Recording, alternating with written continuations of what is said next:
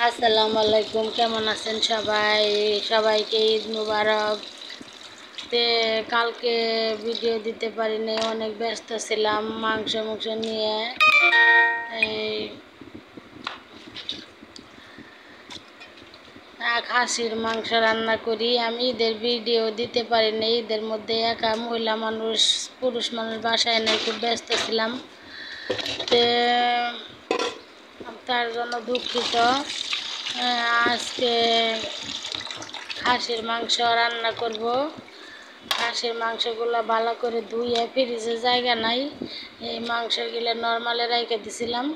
এমনিও রান্না করা মাংস আছে, গরুর মাংস, তারপরেও আবার বললাম যে নর্মালে রাইকে যদি নষ্ট হয়ে যায় রান্না করে তুই পরে এই যে মাখা ভালো করে ধুয়ে তারপরে এগুলোর মধ্যে সব ধরনের মশলা দিয়ে, স্বাদ মতো লবণ, ধনিয়া পাখি, জিরার পাখি, লাল মরিচের গুঁড়ো, আদা রসুন বাটা,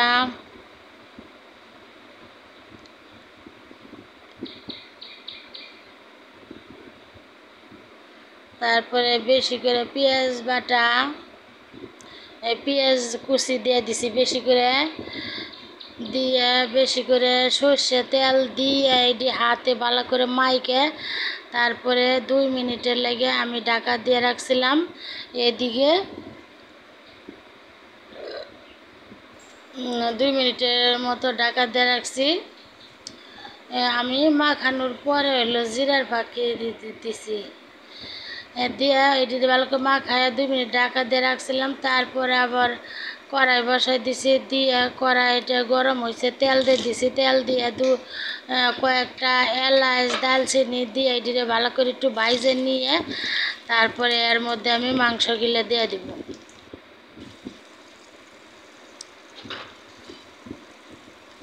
এভাবে মাংস রান্না করলে মাংসর স্বাদে অন্যরকম হয়। হাতে মাখানো মাংস, আমি বেশিরভাগ মাংস হাতে মাখানো এভাবে রান্না করি।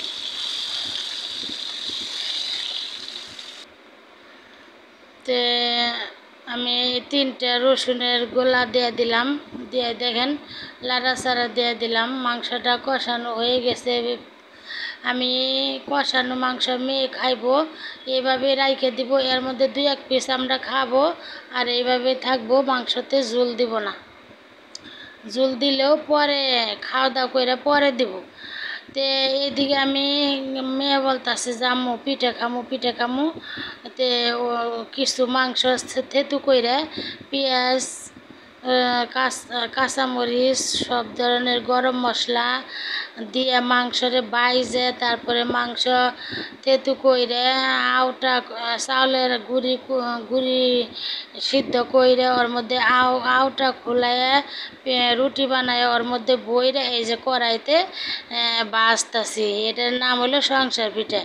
এই পিঠা আমাদের ঢাকার এদিকে খুব পছন্দ করে। বাইরের ডিস্ট্রিক্টে কি বলে জানি না, আমাদের ঢাকার এদিকে এটা সংসার পিঠা বলে।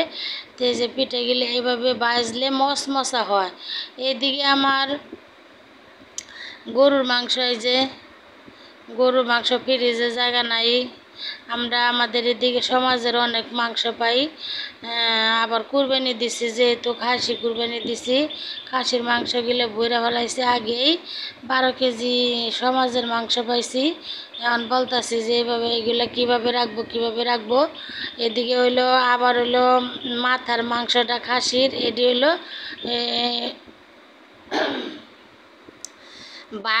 ভালো করে মশলা টশলা দিয়ে এই যে একবারে কষাইয়ে ভাজা ভাজা করে রাখছি।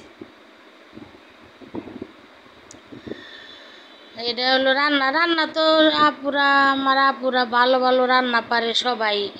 আর রান্নার কি দেখাবো, দেখালাম এই যে একবারে কষায় একবারে ভাজা ভাজা করে আলাইছি, এইভাবেই খাওয়ার যাবে আর কি। তারপরে ভাত খাইতে বসে পড়লাম। সারাদিন যেহেতু অনেক দখল গেছে, খাওয়া দাওয়া হয় নাই, অনেক শোল টোল ব্যথা হয়ে গেছে গা। তারপরে খাওয়া দাওয়া কইরা বাড়ির পাশেই মেলা হইতাছে, মেয়ে বললো আম্মু চলো একটু দেখে আসি। পরে ওইখানে গেছি, যাই আবার মেয়ে কয় ফুচকা খাম, 50 টাকার ফুচকা নিয়ে দিছি, খাইলো না। পরে অন্য মানুষের দিয়ে দিছি। আবার এই যে আচার, 20 টাকার আচার নিলাম, আচার তেঁতুলের আচার আর বড়ের আচার, এই আচার গিলে আমি খাইছি। আর এদিকে এই যে দুলনা দুলাইতেছে, এগুলো আসলে দেখতে খুব মজা লাগে। আমি এগুলাতে কোনো সময় উঠি না, বাচ্চারা উঠে, আমার খুব ভয় লাগে, খালি দেখলাম। তারপরে দেখেন অনেক খেলনা উঠছে, পোলাপানের খেলনা, পুতুল মুতুল এই সেই, বড়দের কসমেটিক, হান্ডি পাতিল, বাচ্চাদের